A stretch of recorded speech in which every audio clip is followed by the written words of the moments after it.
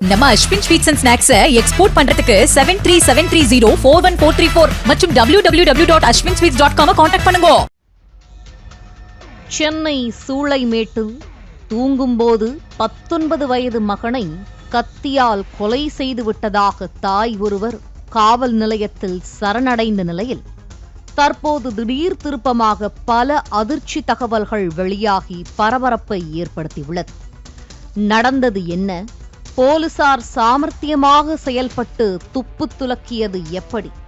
விரிவாக விளக்குகிறது இந்த செய்தி தொகுப்பு. சென்னை சூளைமேடு பெரியார் பாதை பகுதியில் பிரமீளா என்பவர் கணவருடன் ஏற்பட்ட கருத்து வேறுபாடு காரணமாக 18 வருடங்களாக கணவனை பிரிந்து தனது 3 மகன்களோடு வசித்து வந்துள்ளார். இளைய மகனான 19 வயதான முகில் மது போதைக்கு அடிமையாகி அவர் மீது திருட்டு வழக்கு உட்பட 5 வழக்குகள் காவல் நிலையத்தில் நிலுவையில் உள்ளதாக கூறப்படுகிறது.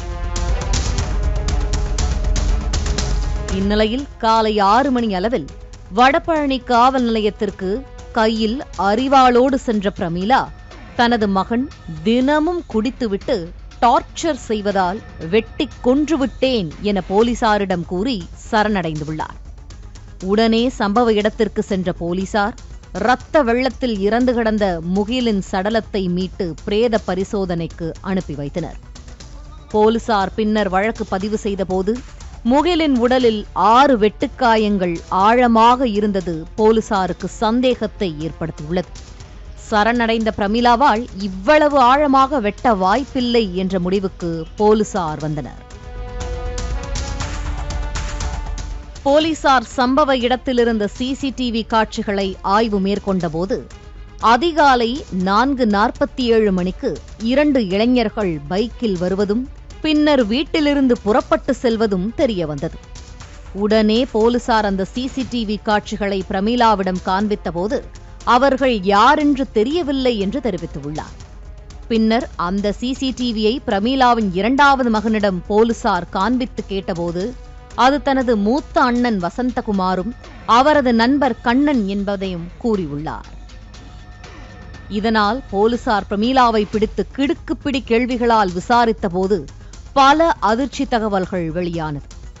உயிரிழந்த முகில் சிறையில் இருந்த நிலையில் இனி திருந்தி வாழ்கிறேன், என்னை ஜாமீனில் வெளியே எடுங்கள் என குடும்பத்தினரிடம் கேட்டு 4 நாட்களுக்கு முன்புதான் முகில் சிறையிலிருந்து ஜாமீனில் வெளியே வந்துள்ளார்.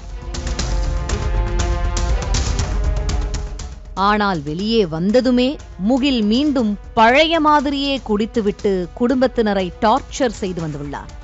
இதனை தாங்க முடியாமல் மூத்த மகன் வசந்தகுமார் வீட்டை விட்டு வெளியேறி தனி வீடு எடுத்து தங்கி வந்துள்ளார். இந்த நிலையில் 8ஆம் தேதி இரவு முகில் கோடம்பாக்கத்தை சேர்ந்த நண்பர்களோடு சேர்ந்து எங்கோ சண்டையிட்டு மண்டையில் இரத்த காயங்களோடு வீட்டிற்கு வந்துள்ளார். அதனை பார்த்த தாய் பிரமீளா ஏண்டா இப்படி பண்ற என வாக்குவாதம் செய்துள்ளார். அப்போது முகில் ஆத்திரத்தில் அம்மாவை தகாத வார்த்தையில் திட்டியதோடு தொண்டையில் கத்தி வைத்து மிரட்டி அதிகாலை 3 மணி வரை சத்தம் போட்டு வந்துள்ளார். இதனை பிரமீளா தனது மூத்த மகன் வசந்தகுமாருக்கு போனில் தெரிவித்த நிலையில் வசந்தகுமார் உடனே தனது நண்பன் கண்ணனோடு வீட்டிற்கு சென்றுள்ளார். அப்போது முகிலை அரிவாளால் ஆத்திரம் தீரும் வரை வசந்தகுமார் வெட்ட அதனை பார்த்து பயந்த கண்ணன் தப்பி ஓடியுள்ளார். இரத்த வெள்ளத்தில் முகில் அங்கேயே உயிரிழந்துள்ளார். பின்னர் இதனை அறிந்த போலீசார் வசந்தகுமாரையும் கண்ணனையும் கைது செய்தனர். அப்போது வசந்தகுமாரிடம் போலீசார் விசாரித்த போது தந்தை துணையில்லாமல் கடந்த 18 ஆண்டுகளாக தனது அம்மா 3வரையும் கஷ்டப்பட்டு வளர்த்து வந்ததாகவும் எனது 2வது தம்பியும் நானும் நல்ல முறையில் இருந்தாலும் முகில் மட்டும் மது மற்றும் போதைப் பொருட்களுக்கு அடிமையாகி அடிக்கடி வழக்குகளை வாங்கி வந்ததாகவும் தெரிவித்துள்ளார். முகிலின் நடவடிக்கை பிடிக்காமல் தனியாக சென்று வாழ்ந்து வருவதாகவும் கடைசியாக சிறைக்கு சென்று கடந்த 4 நாட்களுக்கு முன்புதான் சிறையிலிருந்து வெளியே வந்ததாகவும் சிறையில் இருக்கும்போது உடல்நிலை சரியில்லை என அம்மாவிடம் சென்டிமெண்டாக பேசி எந்த தவறும் செய்ய மாட்டேன் என கூறியதால் ஜாமீனில் எடுத்ததாகவும் கூறியுள்ளார். ஜாமீனில் வெளியே வந்த 4 நாட்களும் குடித்துவிட்டு அம்மாவை அடித்து துன்புறுத்தி அம்மாவின் கழுத்தில் கத்தியை வைத்து மிரட்டி செயினை பறித்து சென்று குடித்துவிட்டு வந்ததாகவும் அதனை அம்மா கூறி அழுததால் அவனை தீர்த்து கட்ட முடிவு செய்ததாகவும் வாக்குமூலம் அளித்துள்ளார். வீச்சரிவாளோடு தனது நண்பனை அழைத்து கொண்டு சென்று போதையில் அதிகாலை வரை சண்டையிட்டு தூங்கியவனை ஆத்திரம் தீரும் வரை வெட்டி கொலை செய்துவிட்டு காவல் நிலையத்தில் சரணடைய சென்றபோது அம்மா தன்னை தடுத்து 30 வயதுக்கு பிறகு தற்போதுதான் தனக்கு திருமணம் கைகூடி வருவதாக கூறி தனது மனதை மாற்றி தப்ப வைத்து அவர் சரணடைந்ததாக தெரிவித்துள்ளார். கைதான வசந்தகுமாருக்கு 2 மாதங்களில் திருமணம் நடைபெறவிருந்ததும் தெரியவந்துள்ளது. கைதான மூவரையும் சைதாப்பேட்டை நீதிமன்றத்தில் போலீசார் ஆஜர்படுத்தியுள்ளனர். பாலிமர் செய்திகளுக்காக செய்தியாளர் கதிரவன்.